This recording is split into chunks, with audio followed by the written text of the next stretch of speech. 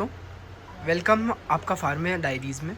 मेरा नाम रुद्राक्ष है और मैं फार्मेसी स्टूडेंट हूँ जो अभी थर्ड ईयर जस्ट मेरा कंप्लीट ही हुआ है।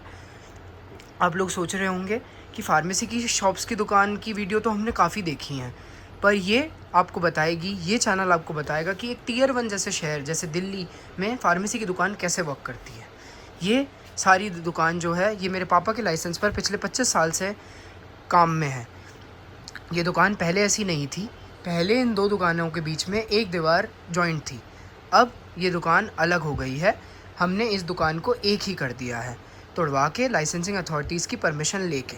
आपको रेनोवेशन से पहले और बनाने से पहले लाइसेंस लेना पड़ता है और परमिशंस लेनी पड़ती हैं, क्योंकि कई गाइडलाइंस हैं जो फार्मेसी की सेक्टर में इस्टेब्लिश की गई हैं गवर्नमेंट के द्वारा।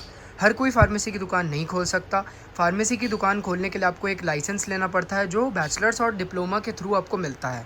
डिप्लोमा 2 साल की होती है और बैचलर्स 4 साल की।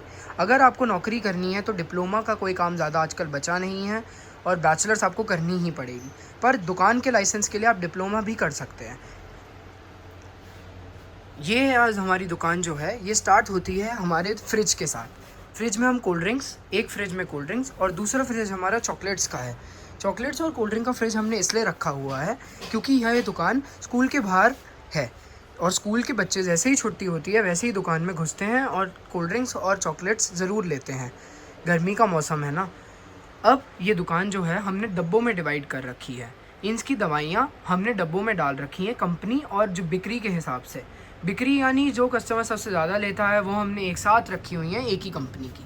बड़ी बड़ी कंपनीज जैसे सन, रेनबैक्सी, गलेक्सो, सिप्ला, ये सारी दवाइयाँ, ऐसी दवाइयाँ हमने एक साथ रखी हुई हैं। टॉरेंट हो गई, रेनबैक्सी जो है अब ये दवाई कंपनी की जो बंद हो चुकी है, इसकी दवाइयाँ पर अब आप सोच रहे होंगे अरे बंद हो गई तो बिक कैसे रही है। अरे इसका मतलब ये है कि इसकी दवाइयों के नाम अभी भी चल रहे हैं जिसको इसने बेची थी, पर नाम तो सेम ही होंगे ना, तो नाम के चक्कर में हमने इसको अलग डब्बा बना रखा है। अब आप लोग सोच रहे होंगे कि आज मैं वीडियो क्यों बना रहा हूँ। वीडियो मैं इसलिए बना रहा हूँ क्योंकि रेनोवेशन के बाद हमने सोचा कि ये फार्मेसी का जो ज्ञान है ये सबको दिया जाए। मेरे पापा ही दुकान पर बैठते हैं और मेरे ताऊजी और मेरे पापा एक साथ इस दुकान को चलाते हैं। अब मेरे पापा ने डिग्री ले रखी है और उन्हीं की डिग्री पर इसका दुकान का लाइसेंस है। अब आप लोग सोच रहे होंगे कि ये जो दुकान है ये इतनी बड़ी है, इसमें सारी दवाइयाँ आ जाती हैं, नहीं आती हैं, तो वो भी मैं आपको बताऊँगा। उल्टा इस दुकान की वीडियो टूर 2 पार्ट में होगा। पहला पार्ट आप अभी देख रहे हैं और दूसरा पार्ट आपके प्यार से हम जल्दी ही बनाएंगे। ये जो सेक्शन है ये हमारा मेडिकेटेड क्रीम्स का सेक्शन है। मेडिकेटेड टूथपेस्ट जो होती हैं उसका सेक्शन है। मेडिकेटेड टूथपेस्ट जो होती हैं वो अलग टाइप की टूथपेस्ट होती हैं जो कुछ ना कुछ ट्रीट कर रही हैं। घर वाली टूथपेस्ट का सेक्शन भी होता है पर वो अलग होती हैं, वो आपके नॉर्मल ब्रशिंग के लिए होती हैं। और ये जैसे सेंसोडाइन हो गई, आप लोगों ने ऐड देखी होगी, दांतों की सेंसिटिविटी के लिए ये होती है। ऐसे ही सारी मेडिकेटेड टूथपेस्ट हमने इस सेक्शन में रखी हुई हैं। सिप्ला में आपका नेबुलाइज़र का पार्ट ये है और भी अन्य पार्ट हैं।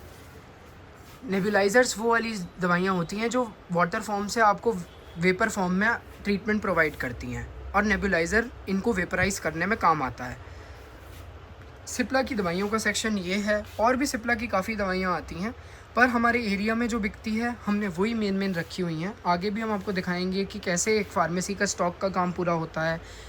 एक फार्मेसी में लाइसेंस के बाद भी बहुत सारी चीज़ें आती हैं जो आपको चीज़ें ध्यान में रखनी होती हैं। कौन सी दवाई प्रिस्क्रिप्शन पर देनी है, कौन सी नहीं देनी, यह आप लोगों को पता होना चाहिए अगर आप फार्मेसी की दुकान को खोल रहे हैं तो। ये सारा जो एरिया है, ये सारा एरिया हमने दवाइयों का ही कैटेगराइज़ कर रखा है। दवाइयाँ हैं, एंटीबैक्टीरियल की क्रीम्स हैं जो फेस पे अप्लाई होती हैं, ये वाली क्रीम्स हैं, सिर्फ थोड़े सप्लीमेंट्स हैं कैल्शियम के।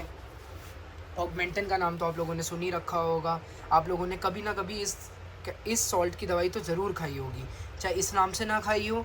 ये जो दवाई है ये GSK की है। हम सारी कोशिश करते हैं कि सारी की सारी दवाइयाँ हम कंपनी की ही अपने कस्टमर्स को दें और ताकि उनको जो आराम है वो काफ़ी अच्छा हो। बिना क्वालिटी में कॉम्प्रोमाइज़ नहीं होना चाहिए भाई किसी भी फार्मेसी की दुकान पे।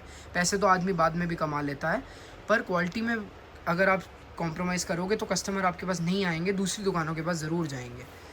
हाँ ज़रूर महंगी ज़रूर होती हैं जेनरिक से, पर यह है कि कंपनी की दवाई लेने के बाद आपको क्वालिटी एश्योर्ड रहती है कि आप लोगों की गलत दवाई नहीं जा रही है, बिल्कुल सही दवाई जा रही है। हम आपको ये भी बताऊंगा कि कॉलेज में आप फार्मेसी जब पढ़ते हैं तो कैसा काम होता है उसका, क्योंकि मैं अभी एक स्टूडेंट ही हूँ। तो आप लोगों को दोनों दवाई की दुकान का और दवाई की पढ़ाई का, दोनों का मैं आपको बता सकता हूँ।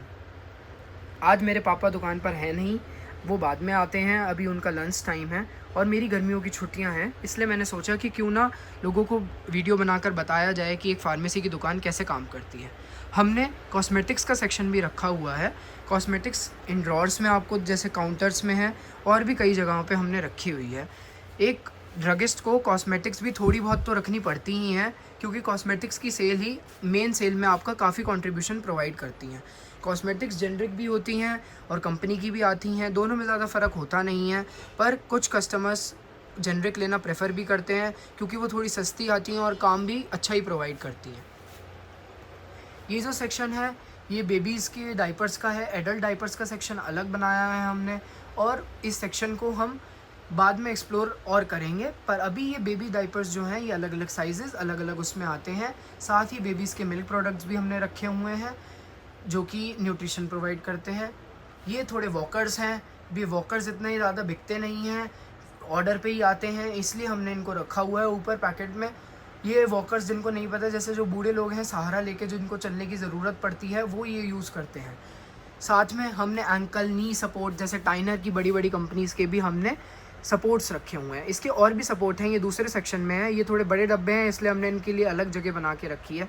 अब आप बोलेंगे भाई कोने का भी तो दिखाओ, तो कोने का ये है कि कोने में हमने थोड़ी दवाइयाँ जो जिनकी विनमेड है और क्या कहते हैं माइक्रो यूएसवी की दवाइयाँ जो हैं हमने यहाँ पे रखी हुई हैं।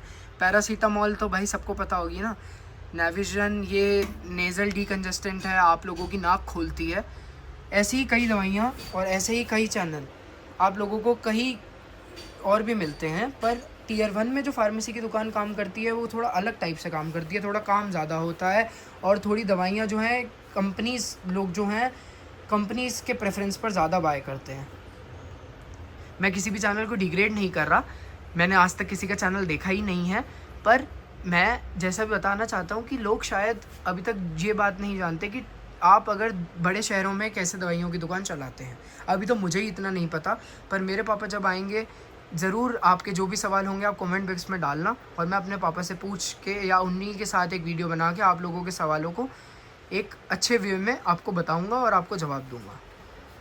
इसका दूसरा पार्ट आपको जल्दी मिलेगा। हमारी दुकान जो है उसका नाम अभी तो मैं आपको नहीं बता रहा, पर ज़रूर आने वाली वीडियोज़ में ज़रूर बताऊँगा। ये हमारा फ्रिज है, यहाँ पे सारी की सारी दवाइयाँ जिनको टेम्परेचर कम में ज़रूरत पड़ती है रखने के ठीक रहने के लिए, हमने उसको उसमें रखा है। ये दवाई की पार्ट, ये काउंटर्स जो हैं हमने 2 पार्ट में डिवाइड किए हैं। एक पार्ट पे अलग चेयर है, दूसरे पार्ट में अलग चेयर है। वो वाली चेयर पे अक्सर ज़्यादा काम आता है काउंटर पे, क्योंकि जो दरवाज़ा है वो इस काउंटर के पास पड़ता है, दूसरा दरवाज़ा भी इस काउंटर के पास पड़ता है, पर उधर मेजर क्या कहते हैं पैसे का भी होता है और बाकी सब चीज़ें, इसलिए वो ज़्यादा कस्टमर्स उस काउंटर पे आते हैं। ये काउंटर भी अच्छा काउंटर ही है, पर इस काउंटर पे उस काउंटर के कंपैरिजन में थोड़े कम कस्टमर आते हैं, क्योंकि पेमेंट सारी वहाँ से होती है और सप्लायर्स भी सारे वहीं पे आते हैं, क्योंकि मेरे पापा वहीं पे बैठना प्रेफर करते हैं। और अब आने वाले पार्ट में हम बताएंगे कि हमने दूसरे पार्ट में जैसे आई ऑइंटमेंट्स हो गई, आई का सामान हो गया, और भी काफ़ी सामान जैसे ग्लूकॉन डी और ये सब कॉस्मेटिक्स का भी सामान हम अगली वीडियो में आपको कवर करके बताएंगे। आप ज़रूर इस वीडियो पे प्यार दीजिएगा और हम अगले वीडियो में आपके सवालों को भी लेंगे। आप कमेंट बॉक्स में ज़रूर डालना अपने सवाल। थैंक यू दोस्तों, ये मेरी पहली वीडियो है, इसको ज़रूर सपोर्ट कीजिए, ज़रूर सब्सक्राइब कीजिए चैनल को। Bye bye.